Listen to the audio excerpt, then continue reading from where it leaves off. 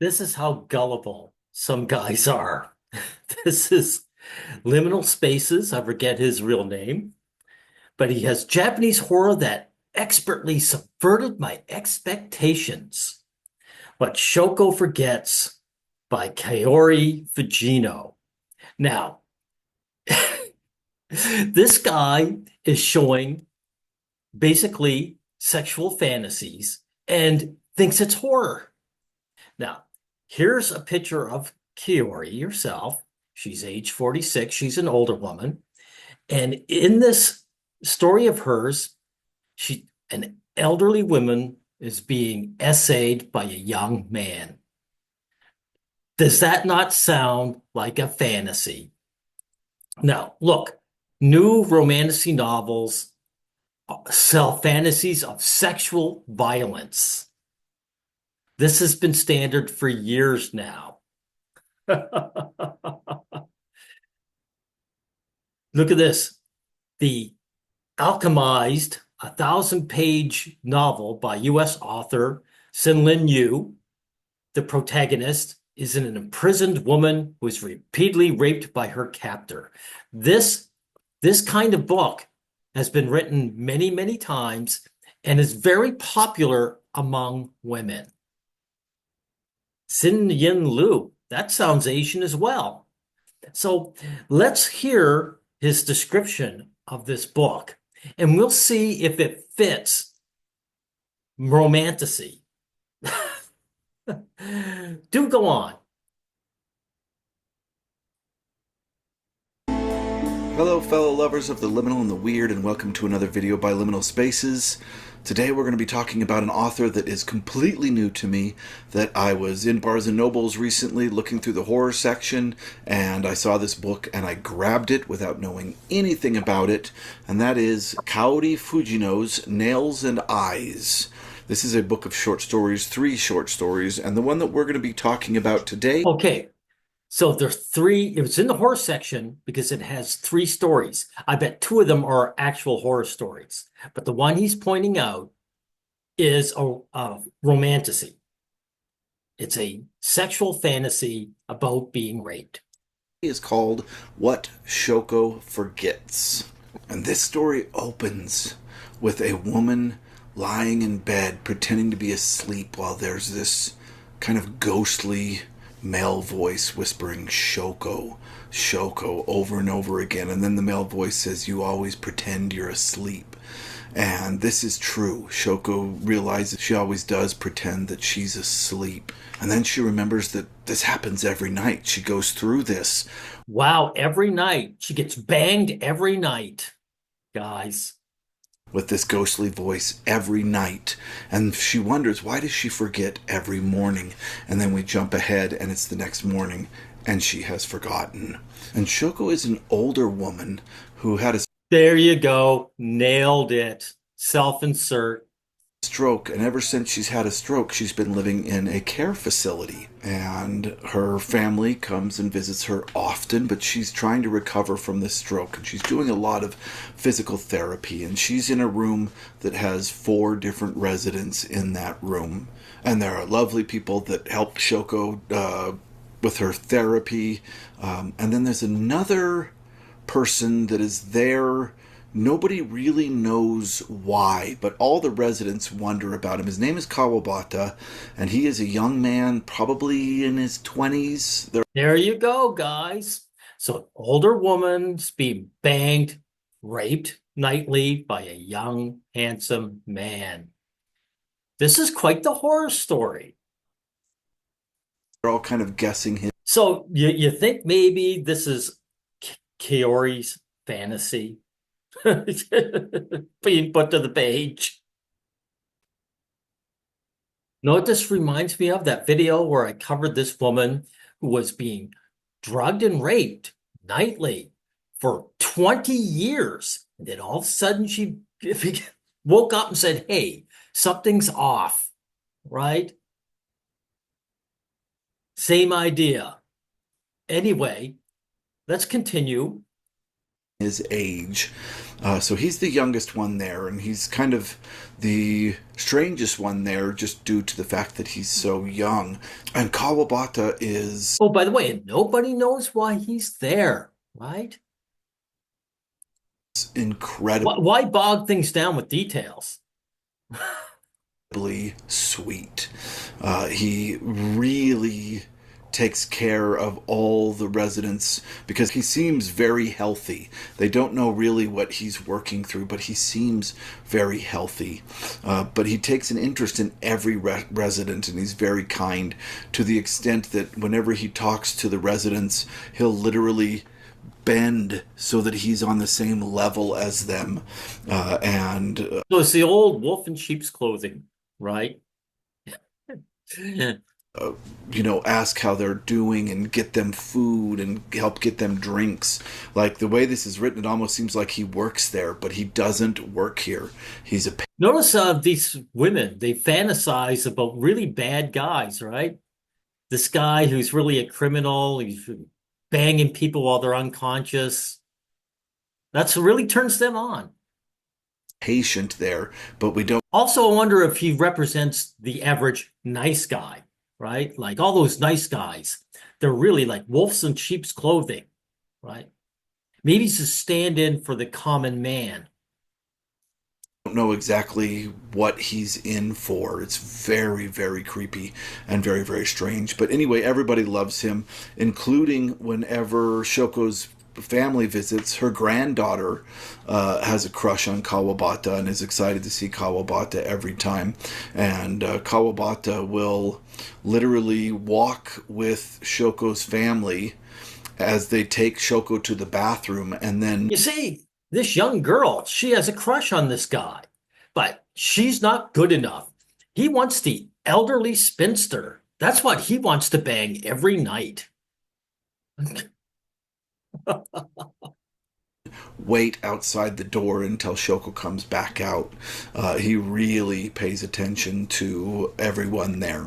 So this story of Kawabata and Shoko in this recovery ward takes place, and then we keep jumping to nights where there's suddenly a fifth person in the room that starts whispering Shoko, and he takes her hand and he starts caressing her hand, and then he turns up her wrist, and she says she can always remember the sound that it makes, the strange sounds that he makes on her wrist. And we as readers, of course, tie it to Kawabata, but Wow. Shoko doesn't necessarily tie it to Kawabata because she forgets every morning. That's very convenient. That's very convenient. She forgets every morning, right? She forgets every morning, right? Do you think she does it on purpose? Also, it's very convenient because you wouldn't want to put a stop to it right away. Okay, I'm going to leave this here for now. That's the synopsis of this story. Should you read this? I thought it was absolutely wonderful. Really, you thought this fantasy about sexual rape was wonderful? It's not horrifying, dude. It's pathetic female writing. Here's my sexual fantasies written on the page.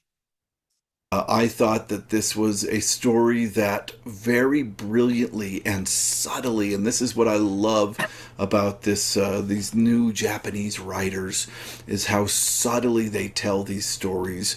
And I thought that this one was very, Well, it has to be subtle because if you take it at face value, it's just her fantasizing about being banged by a young man. very good at subtly giving us ideas through motif and analogy that Right. made us think a certain direction. And then it took all those motifs and tropes and just flipped them on their head and Really? How did they flip them on their head? This is this is sad. introduced us to a different kind of monster than we were suspecting. So, yes, this was a really wonderful read, but I will warn you, it is a very dark read and it has some very, very dark and possibly triggering twists in it. I dare say it's dark. It's dark very much like dark romantasy. It's exactly like that, as a matter of fact, where the woman is captured and she's being, raped by some good-looking young guy. But do continue raving about this. All right, from here on out, we're going to jump into spoiler territory. All right. Let's do this. Let's get spoiled.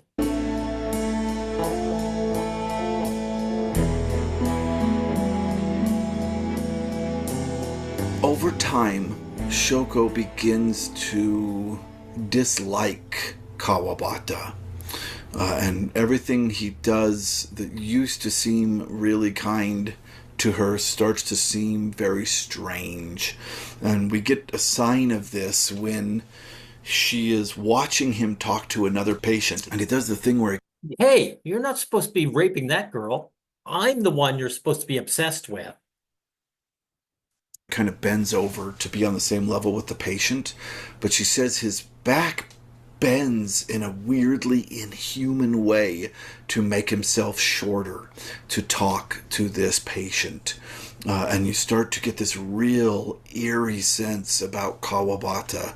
Nobody knows why he's there. Nobody knows what's going on with him. And she Well, no one ask. Why doesn't anyone ask? Because no one wants to know the answer, right? there's one point where she's bent over doing something and he walks up and she sees the hair on his leg and she's disgusted by that. And then finally we get to see what's happening at night. And honestly, I feel like Yeah. what I thought as I was reading this was that this was some kind of crazy vampire story. I really did. Ah. Everything pointed in that direction. And I believe Well, Dracula was highly read by the women of the day, of the 1800s. They loved this idea that an aristocrat was going to sneak into their bedroom and suck their blood, right? honestly that Kaori Fujino was doing that on purpose.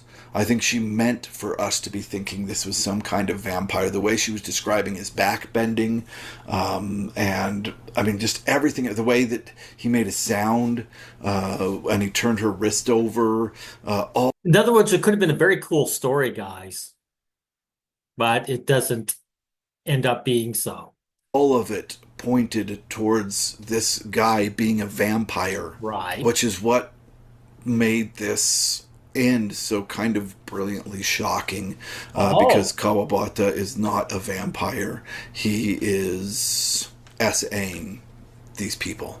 yeah, he's raping her, right? I can say it just because you can't. So that's all it is. It's just a sexual fantasy. And it's not a horror story at all. All of them. It is freaking dark, and the final How is it any darker than him being a vampire?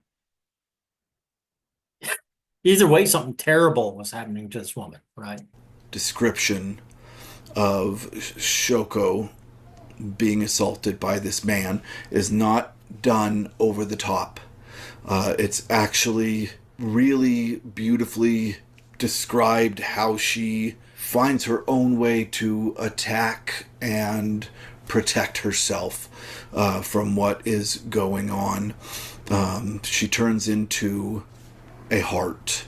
Her whole body turns into a heart. I can't. This is so lame. Oh, so some woman has sexual fantasies about being banged by some good-looking guy. She thwarts him in the end. He's such a bad guy. But it was a great ride in the meantime.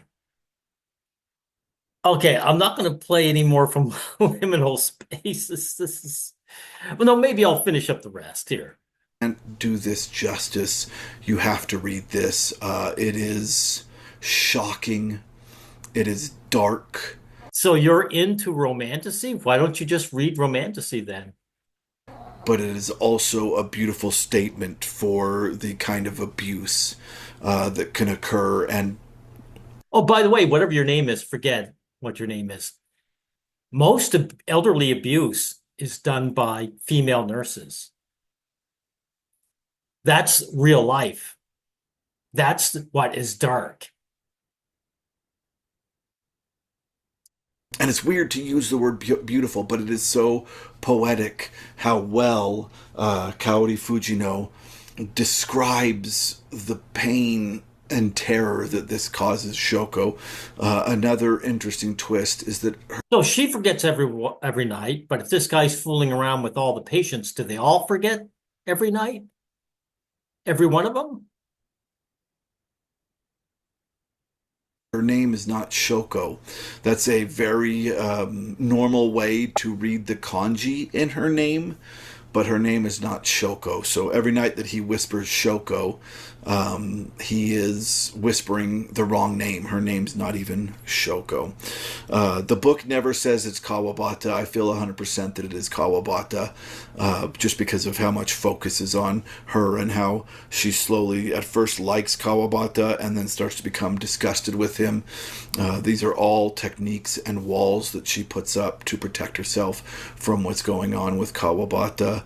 Yeah, if you like really dark stuff, this. It's very convenient that she's like forgetting, right? Because then the story would end. She wouldn't get that nightly bang. This is modern weird, I think, but it turns it on its head. It's not supernatural in the end. It is much darker. I am going to bring up really quick Hiroko Oyamada, who wrote. No, that's enough. We can do with the rest. So this gullible guy, he brings up women's sexual fantasies of getting raped, and he believes it's an actual horror story. Like, dude, what makes you think I would read such a lame ass story?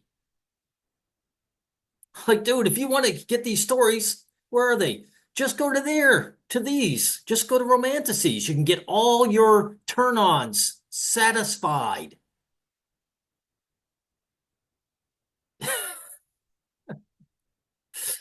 Anyway, I think I made my point.